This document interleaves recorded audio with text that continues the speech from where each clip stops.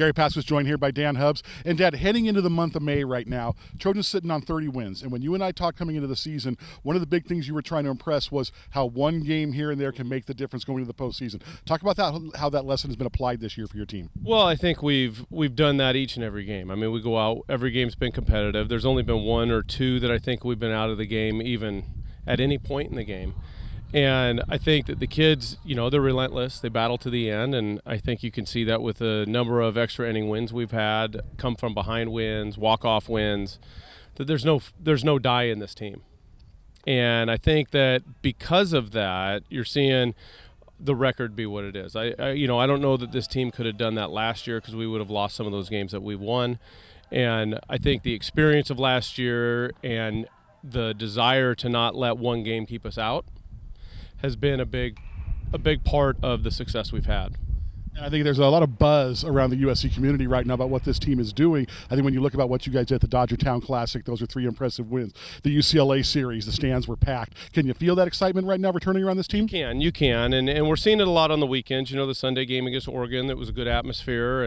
And obviously that UCLA series was huge, and and we'd love to see those kind of crowds. It's tough to lay an egg when you have crowds like that, and the atmosphere Saturday night after that spring game, and swim with Mike and all that. I mean, that was absolutely electric. I haven't seen this place here like that, even when I played, and the kids could feel it, and we shut out UCLA that night, and I think there's a direct result there, and so.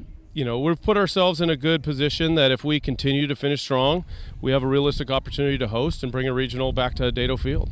Looking to finish strong. Right now, though, coming off the first 3-game losing streak of the season, what's the goal here, getting things turned around quickly up in Utah this weekend? Well, the goal is to win Friday and, just get that good feeling in our body again, get that bad taste of our mouth the last couple games. I mean, Saturday's a 3-2 game, and we had opportunities to win that game. The Sunday game, we lose 9-6. We don't pitch well, gave them way too much. But even with that being said, I felt like we were in a position to win that game, and we left guys on base all game. And then obviously it was disappointing last night what happened in that we spoiled, hey, we ruined a couple opportunities we had early in the game, and then late in the game we had a couple great opportunities to score and just didn't do it where we could have put them away. And to their credit, hey, they beat us, and we have no one to blame but ourselves for that. And so we're just looking forward to getting out to Utah, have Tyler have a great game on Friday, and see if we can get ourselves back on the right track. Let's talk about the pitching staff for a moment here. Obviously, you're very, very pleased with what you're seeing so far, but you're getting kind of contributions from all across the board right now.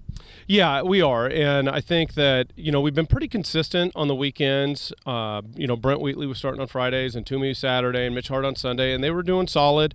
We weren't getting quite what we wanted. Brent was a little bit off. He had some back deals that he was dealing with, and he hadn't been the same since Washington State. And so we put Tyler Gilbert into the rotation, and he pitched fantastic on Friday. Got us a Friday win at Oregon State against Andrew Moore and the Beavers, and Andrew had the best numbers of any starter in the conference going into that. And I think that really sparked the team that night.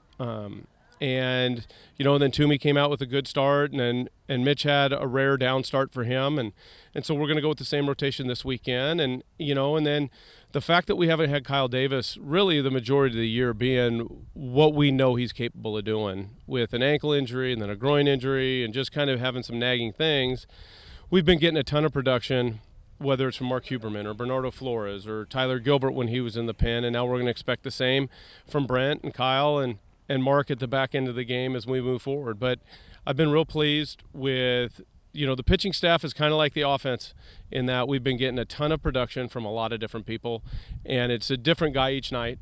And, we don't necessarily have the traditional 7th, 8th, and 9th inning guys, and we kind of go with the hot hand and who's throwing well and can they get it done, and it's been working with us so far.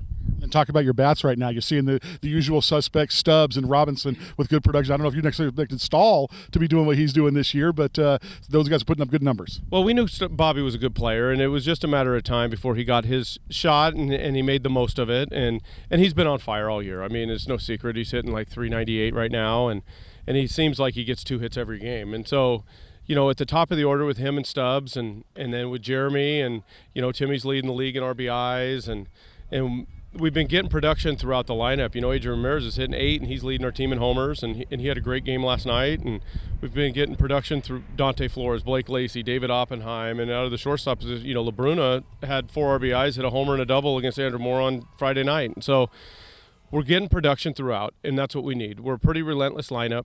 I think the other teams feel like they have to really work to get through us. And when we stay with our approach and we stay with our plan and we do what we're capable of doing, we can hit with anybody. And then when we throw strikes like we're capable of, then we feel like we can beat anybody in the country. It'll be an exciting last finish of the season. For Dan Hubbs, this is Gary Paskowitz. WeAreSC.